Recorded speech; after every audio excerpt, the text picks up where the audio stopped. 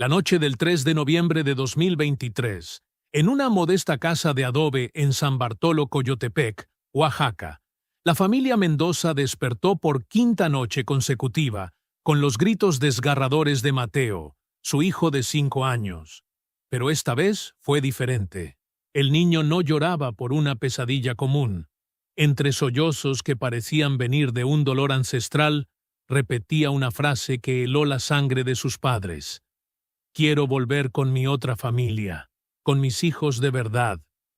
Rosa Mendoza, su madre, encendió la luz y encontró a Mateo sentado en la cama, con los ojos abiertos, pero con una mirada que no parecía de un niño.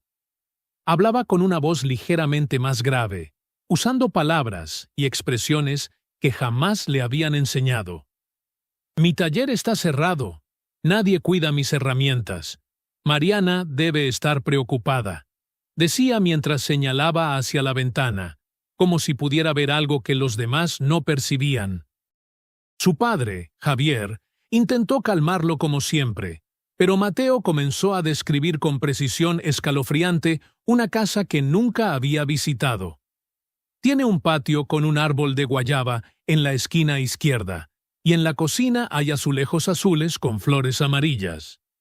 La abuela paterna, que había venido a ayudar esa noche, palideció.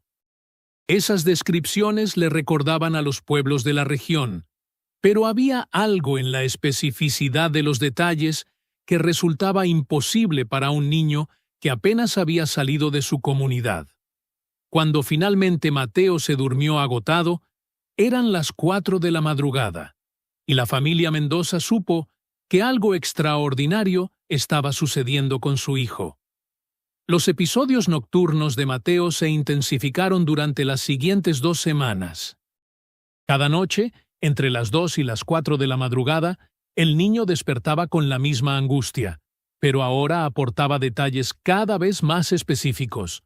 Hablaba de su vida como Don Roberto, un carpintero que vivía en Santiago Apoala, un pueblo a 187 kilómetros al norte de San Bartolo, Coyotepec. Describía su taller con una precisión arquitectónica imposible. La puerta principal rechina en la bisagra de arriba. Hay 3 ventanas, pero solo 2 tienen vidrio. La tercera está cubierta con un plástico. Mencionaba a su esposa Mariana, a sus 3 hijos, Miguel, Carolina y José, y relataba escenas cotidianas con una emotividad que destrozaba a Rosa cada vez que las escuchaba. Lo más perturbador llegó una tarde cuando Rosa preparaba mole en la cocina. Mateo se acercó, observó los ingredientes y dijo: Mariana lo hacía diferente. Ella siempre tostaba el chile guajillo 2 minutos más y agregaba chocolate de Oaxaca, no de tableta. Luego, comenzó a enumerar medidas y técnicas culinarias que Rosa jamás le había enseñado. Javier, escéptico por naturaleza, decidió investigar. Una tarde llevó a Mateo al mercado de Ocotlán y, sin decirle nada, pasó frente a un puesto de herramientas de carpintería. El niño se detuvo en seco, sus ojos se llenaron de lágrimas, y comenzó a nombrar cada herramienta con su nombre técnico correcto: formón, cepillo de banco, escofina, bastrén. Incluso corrigió al vendedor cuando éste llamó serrucho de costilla. A lo que Mateo insistía era un serrucho de espinazo japonés. El vendedor, un maestro carpintero de 60 años, quedó atónito. Este niño conoce términos que solo los carpinteros viejos usamos, murmuró. Esa noche, Javier tomó una decisión. Documentaría todo lo que Mateo dijera. Compró un cuaderno y comenzó a registrar cada nombre, cada fecha, cada detalle que su hijo mencionaba sobre esa otra vida. El 28 de noviembre, durante una comida familiar, ocurrió el evento que transformaría el caso de una curiosidad privada a un fenómeno investigable. Mateo estaba jugando en el piso cuando de repente se puso de pie y, mirando fijamente a su padre, dijo: «Morí el 14 de febrero de 1987. Fue un sábado. Tenía 52 años». El silencio fue absoluto. Luego continuó: Fue mi corazón. Sentí un dolor fuerte aquí. Señaló el lado izquierdo de su pecho. Estaba en el taller terminando una cómoda de pino para los Vázquez. Me caí y ya no desperté. La abuela dejó caer su vaso.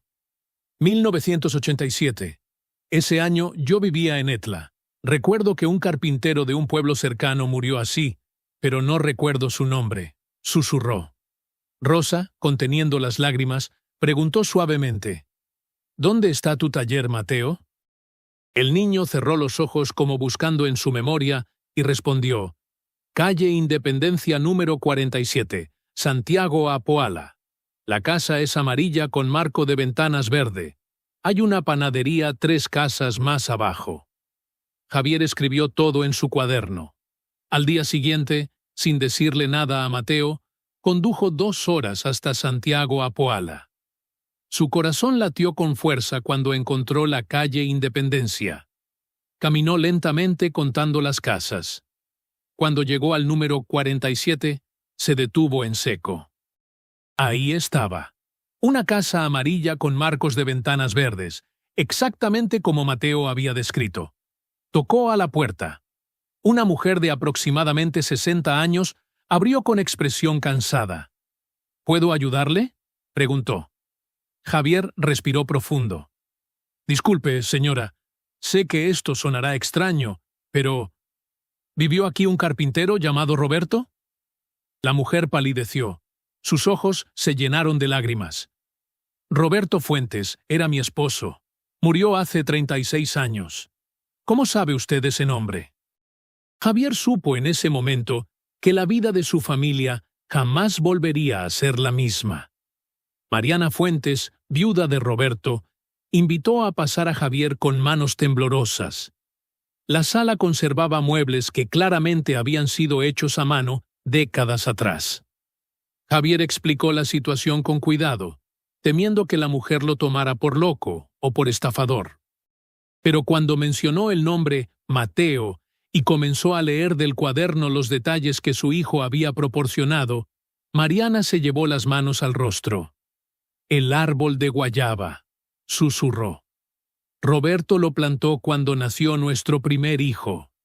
Los azulejos azules con flores amarillas los pusimos en 1985, 2 años antes de que él muriera. Javier mostró fotos de Mateo en su teléfono.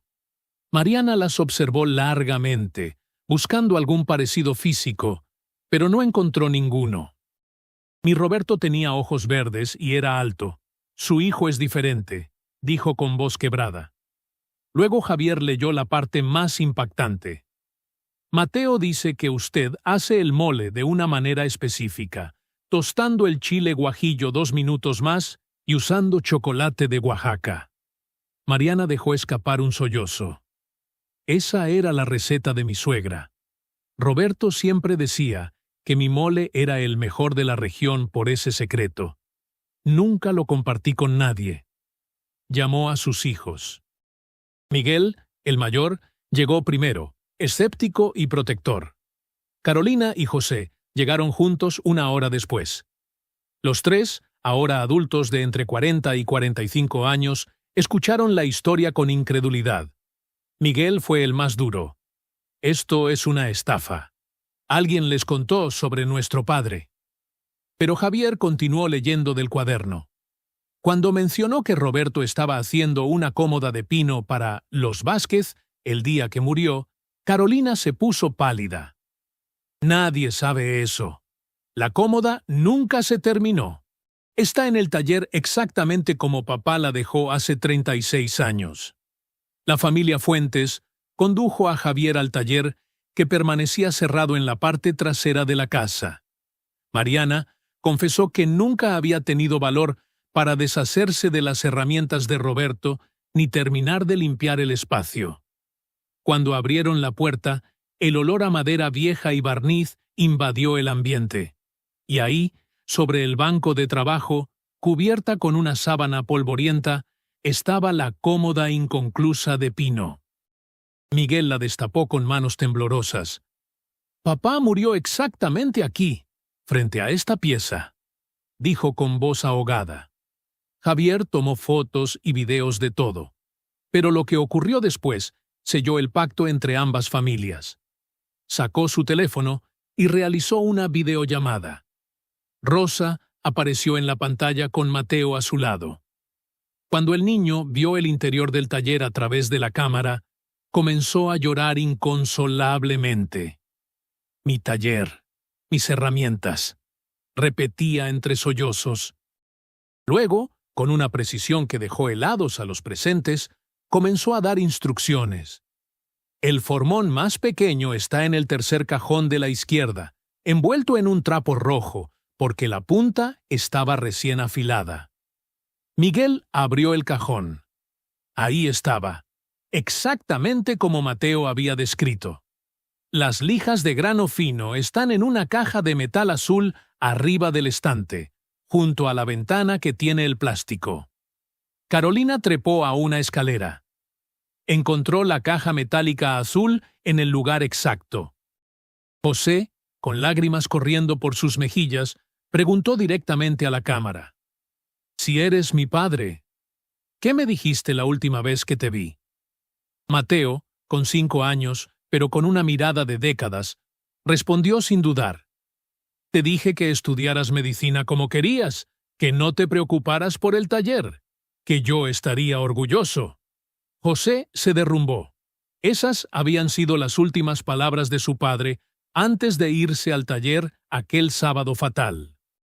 La noticia del caso comenzó a circular por Santiago Apoala y San Bartolo Coyotepec. Una periodista local del periódico El Imparcial de Oaxaca, llamada Patricia Domínguez, contactó a ambas familias solicitando una entrevista. Inicialmente reticentes, Javier y Mariana acordaron reunirse con ella, pero bajo una condición. Mateo sería sometido a pruebas verificables antes de cualquier publicación. Patricia, con 15 años de experiencia periodística, propuso algo más ambicioso. Contactar a investigadores de la Universidad Nacional Autónoma de México especializados en casos de memoria declarada de vidas pasadas. El 15 de diciembre de 2023, la doctora Sofía Reyes, psicóloga con doctorado en neurociencia cognitiva, y el doctor Ernesto Palacios, antropólogo especializado en fenómenos culturales relacionados con la muerte, viajaron desde Ciudad de México hasta Oaxaca. Durante 3 días, sometieron a Mateo a entrevistas exhaustivas, siempre en presencia de ambas familias, y con cámaras documentando cada sesión. La metodología fue rigurosa. Presentaron a Mateo fotografías de 30 hombres de edad similar, mezcladas aleatoriamente. Sin dudar, señaló una foto en blanco y negro. «Ese soy yo», dijo tocando la imagen de Roberto Fuentes tomada en 1985. Luego le mostraron fotos de 20 casas diferentes de la región. Identificó correctamente la de la calle Independencia 47. Lo llevaron físicamente a Santiago Apoala, pero por rutas diferentes y sin indicarle el destino. Cuando el vehículo entró al pueblo, Mateo comenzó a dar direcciones. «Doblen a la derecha en la iglesia. Sigan derecho. Es la casa amarilla después de la panadería». Su precisión era imposible de explicar por coincidencia. La doctora Reyes quedó particularmente impactada cuando Mateo dibujó un plano detallado del interior de la casa, incluyendo una habitación que había sido remodelada en 1995, 8 años después de la muerte de Roberto, pero que Mateo dibujó exactamente como era en 1987.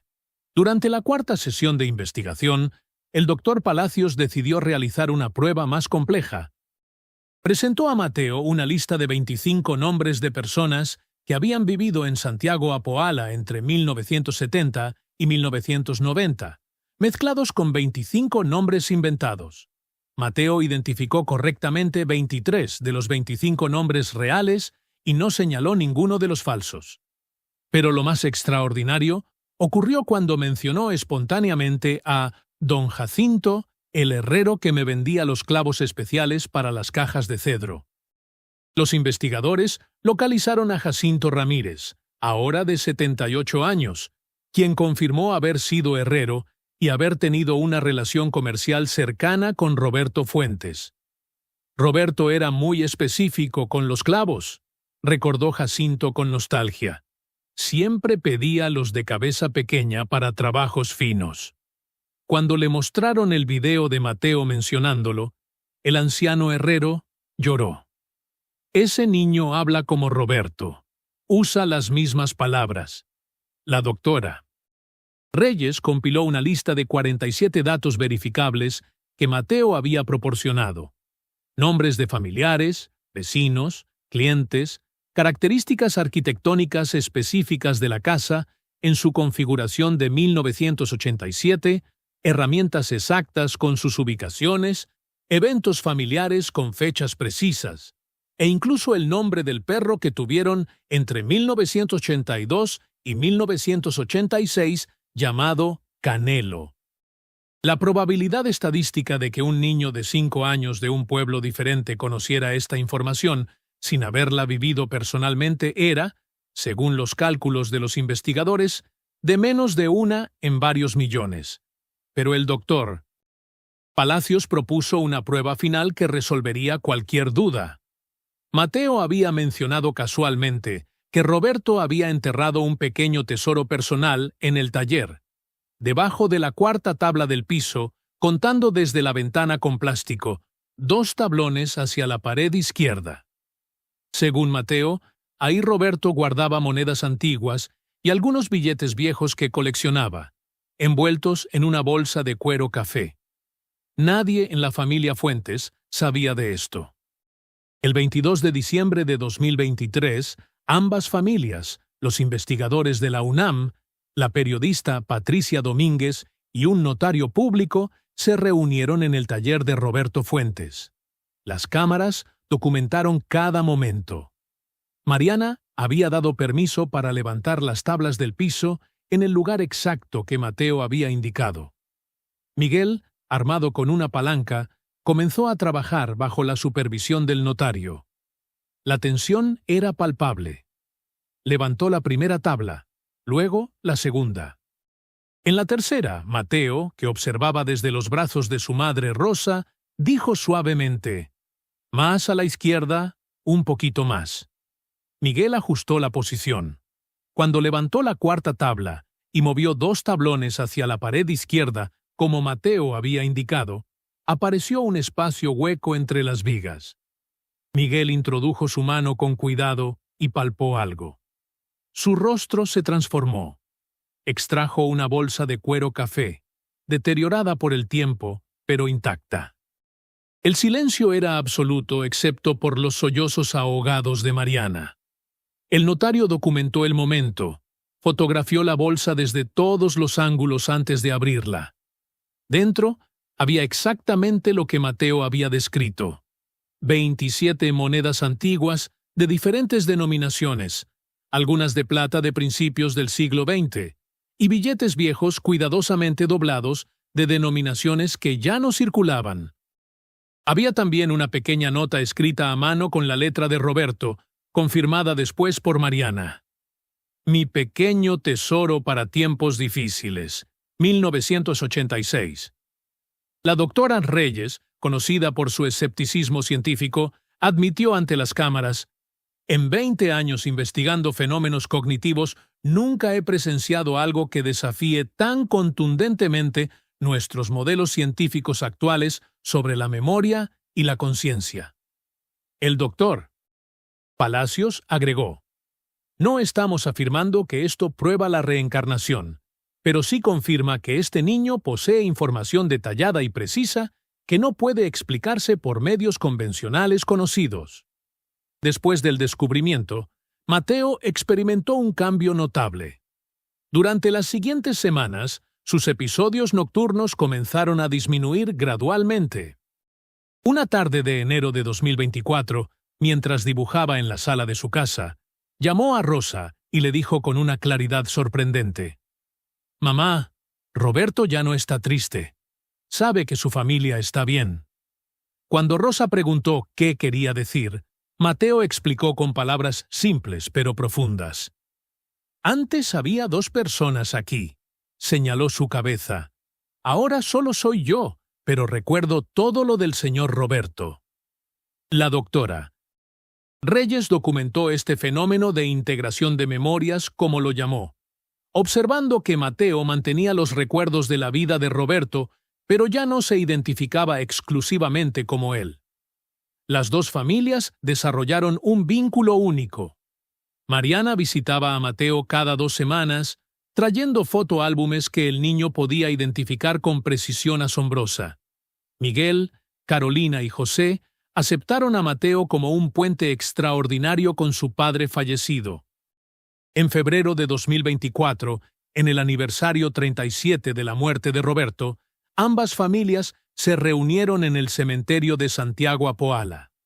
Mateo colocó flores en la tumba y luego, espontáneamente, dijo: «Gracias por dejarme usar tu vida para regresar. Ahora cuida a tus hijos desde donde estés, que yo tengo que vivir mi propia vida aquí». Fue un momento de cierre profundo. Mariana abrazó a Mateo y susurró: «Gracias por traerme a Roberto una vez más, aunque fuera de esta forma tan extraña». El caso atrajo atención internacional. Investigadores de la División de Estudios Perceptuales de la Universidad de Virginia, institución reconocida mundialmente por estudiar casos de memoria de vidas pasadas, contactaron a la familia, solicitando incluir el caso de Mateo en sus archivos permanentes. Se convirtió en el caso número 2847 de su base de datos, pero clasificado como nivel de evidencia excepcional por la cantidad de datos verificables independientemente. En junio de 2024, 6 meses después del descubrimiento público, Mateo cumplió 6 años. Asistía normalmente a la escuela primaria y su vida transcurría como la de cualquier niño de su edad, excepto por una particularidad. Tenía un talento natural extraordinario para la carpintería. Javier, respetando este don, instaló un pequeño banco de trabajo en el patio donde Mateo, bajo supervisión, creaba piezas simples de madera con una habilidad que asombraba a maestros carpinteros experimentados. Los recuerdos de la vida de Roberto permanecían intactos, pero ya no causaban angustia. Mateo los describía como películas que puedo ver cuando quiero. La doctora Reyes publicó un estudio revisado por pares en el Journal of Consciousness Studies, titulado El caso Mendoza Fuentes. 47 elementos verificables en memoria declarada de vida pasada en niño mexicano. 1521. El artículo generó debate internacional sobre la naturaleza de la conciencia, la memoria y la posibilidad de continuidad de información personal más allá de la muerte biológica.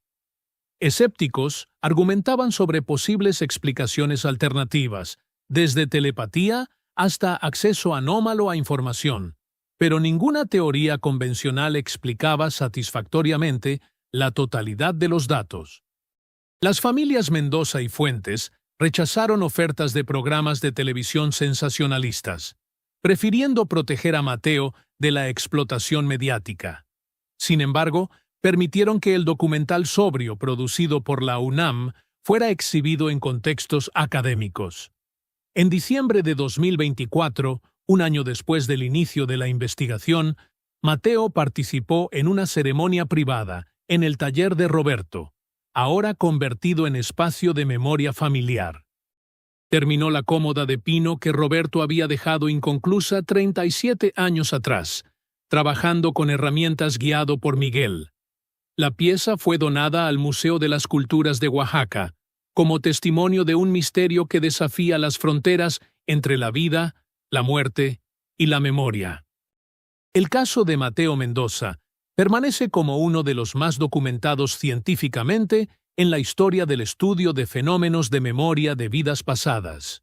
Un recordatorio de que la conciencia humana alberga dimensiones que la ciencia apenas comienza a comprender.